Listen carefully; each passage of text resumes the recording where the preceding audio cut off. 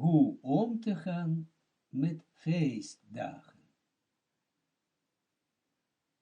Wij zijn weer beland in de periode, de maanden van september, oktober, november, december. Vanaf september tot en met februari, dat is een half jaar van Achoraim, van de achterkant van het licht, dat schijnt. Ik breng het weer terug in jouw herinnering. We hebben het al geleerd, maar nog een keer, want het ontvlucht van een mens.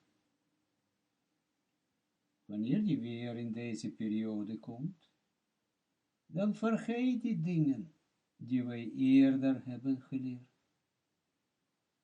Kom je weer in die periode, dan moet er een lampje bij je gaan branden. Hoe was het een jaar geleden? Of eerder? Wat hebben wij geleerd van deze periode? Zo'n periode van donkere dagen komt nu. Donker, fysiek, schemering, nacht komt eerder. Aanhoudende regen. En ook onze stemming wordt bedrukt. Zowel onze lichaamscellen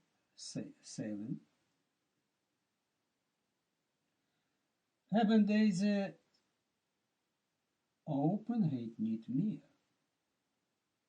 Want de hemel is als het ware ook bewolkt. En onze cellen kunnen niet uitzetten. Zij krimpen. Zo is het ook van binnen.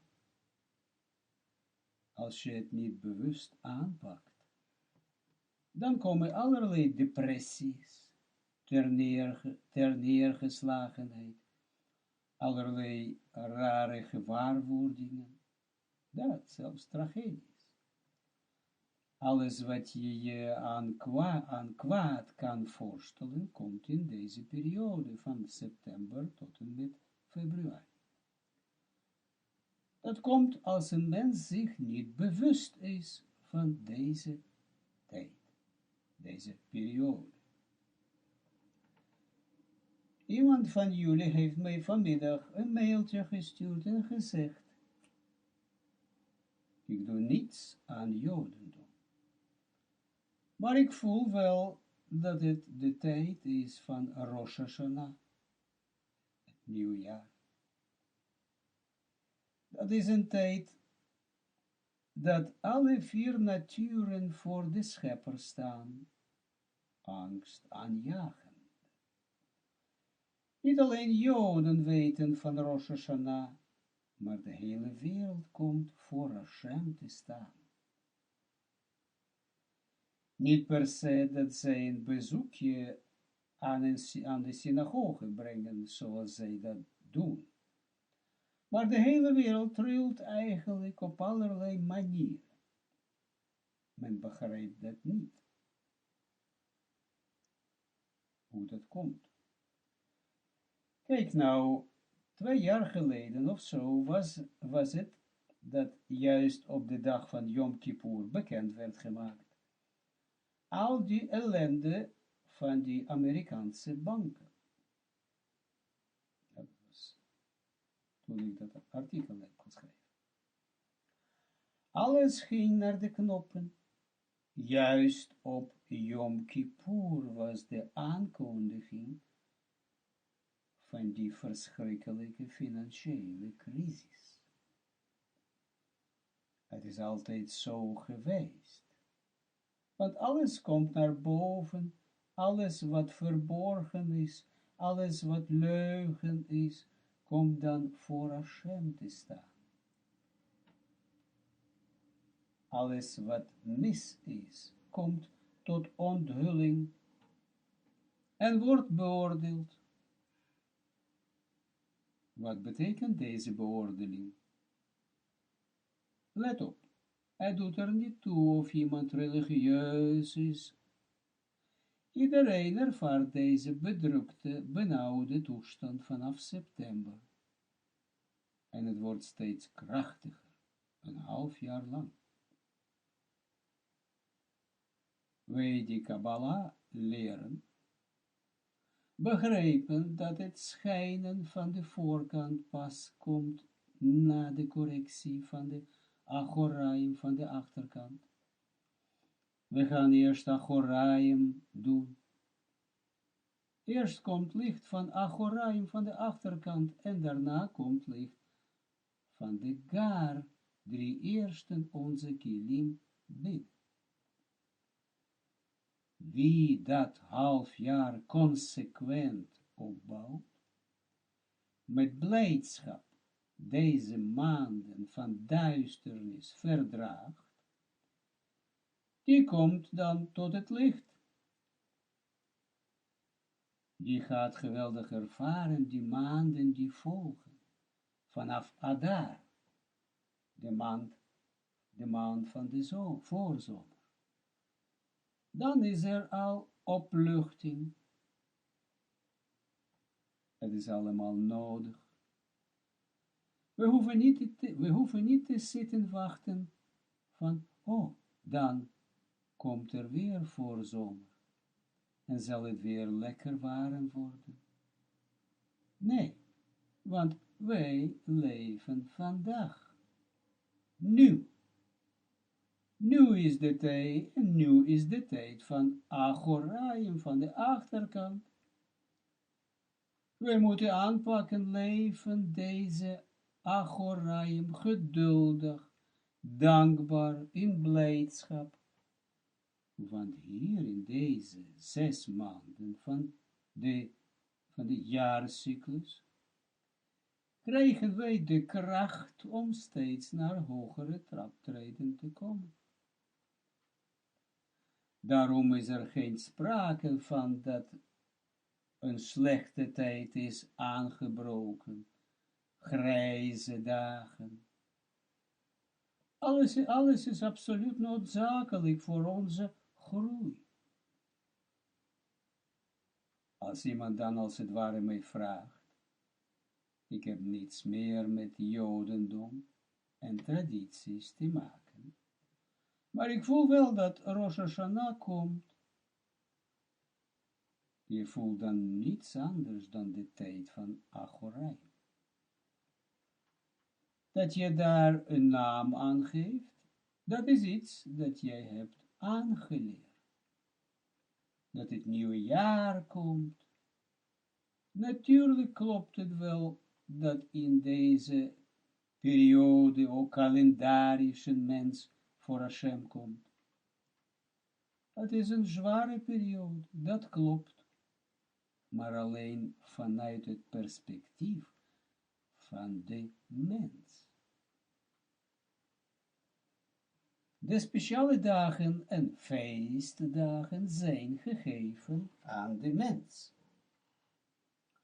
De mens bepaalt deze dagen. De mens moet zij als zodanig zien. Zoals in de Torah staat geschreven, dat is voor jullie een voorschrift. Het is het begin van de maanden. Als de voorzomerse maand wordt het aangegeven. Dat is voor jullie het begin van de maanden. Jullie moeten zelf die maanden tellen. Duidelijk, voor Hashem is er geen maand.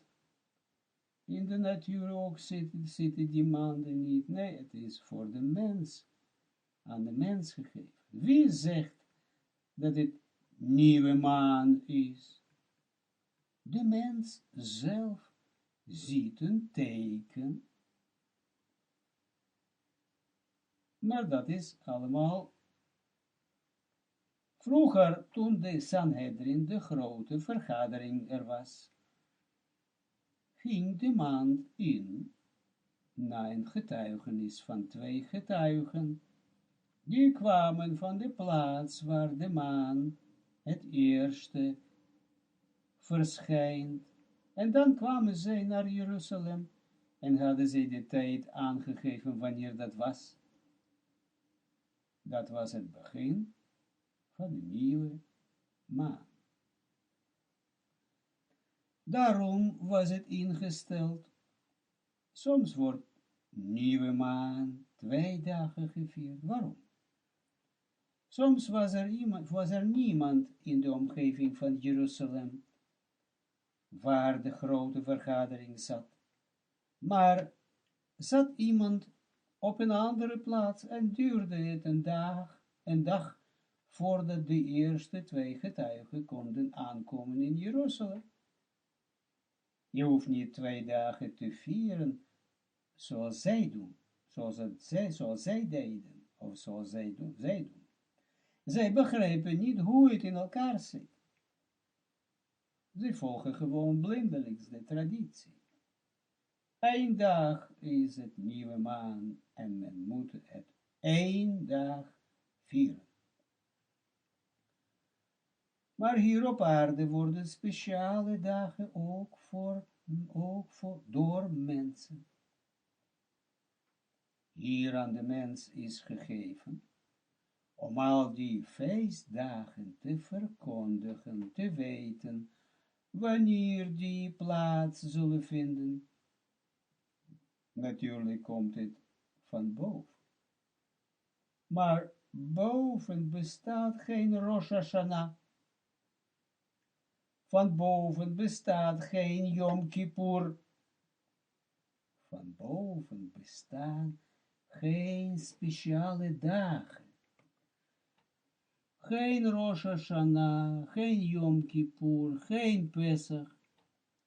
Het is allemaal gegeven aan de mens.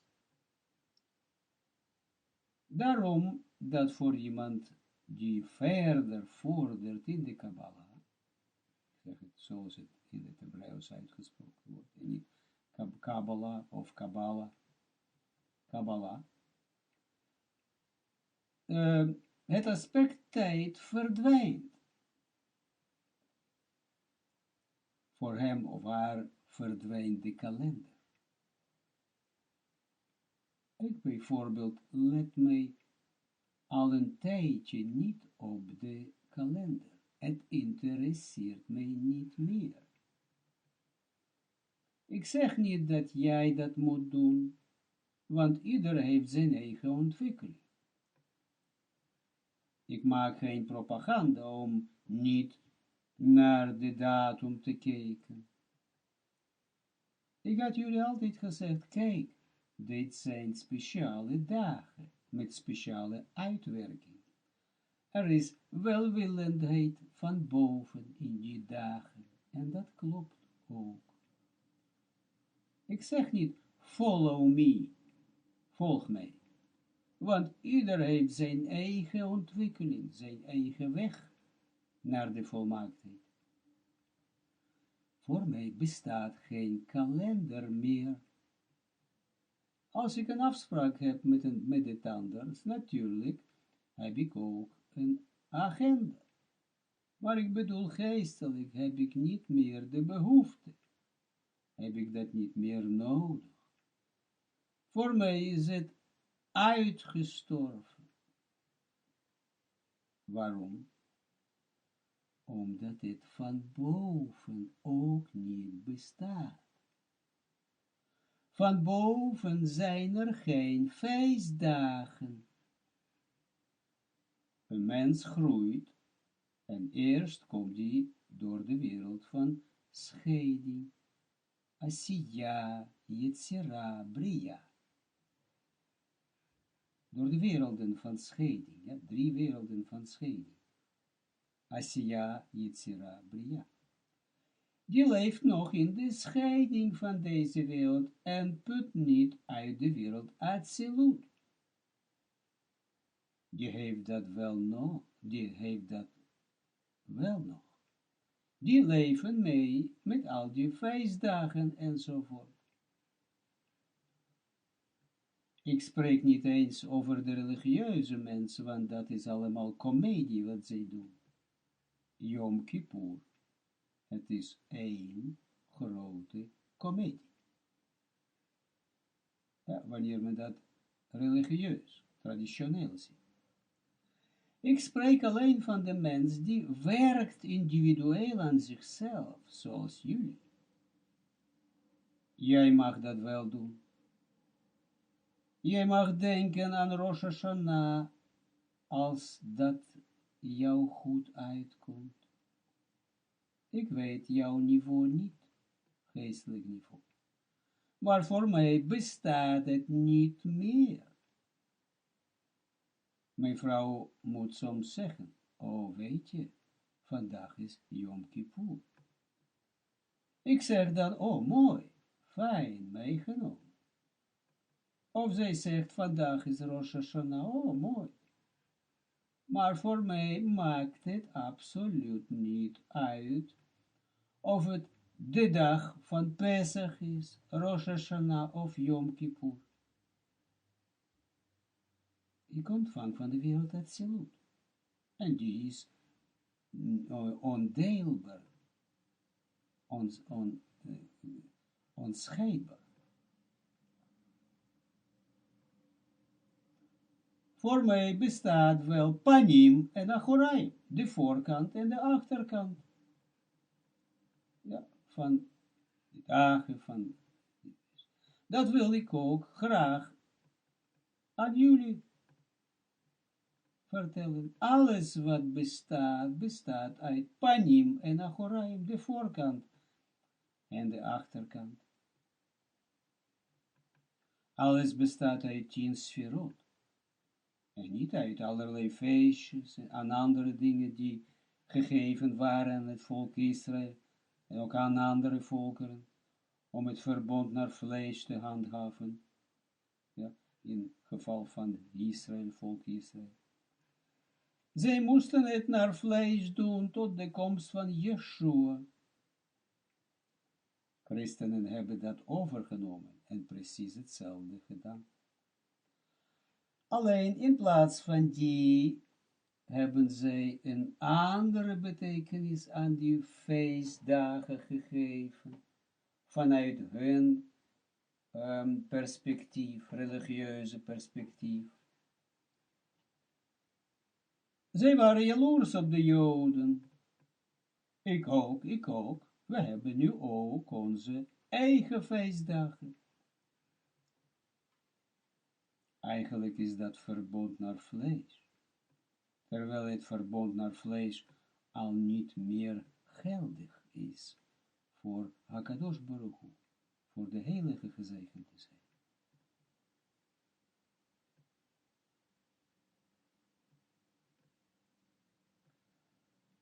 Wat moet je weten? 10 sferot, 10 emanaties van het licht. Dat is alles wat je moet weten. En een partsoef bestaat uit 2 delen, onder de gazé, onder de borst en boven de borst. Daar moet je aan werken, steeds eenheid brengen tussen boven de gazé en onder de gazé. Net als Zeerabin en Nukwa. Dat is ook het jaarcyclus. Boven de gazé is het halfjaar zomerse dagen. Zoals wij zeggen van maart tot en met augustus. Panim. De voorkant. Bovenkant kunnen we ook zeggen. Leven bruist. Wij voelen contact. Celletjes gaan open. Alles leeft. Volle bloei. En er is een periode van half jaar van Achorai. Van september tot en met februari. En die periode moet ik ook volledig met vreugde, geduldig en met moed en kracht beleven en doen. Zelf doen. Niet kijken dat het weer slecht is, of andere dingen die jou in deze tijd dwars zitten. Anders dan in het andere half jaar.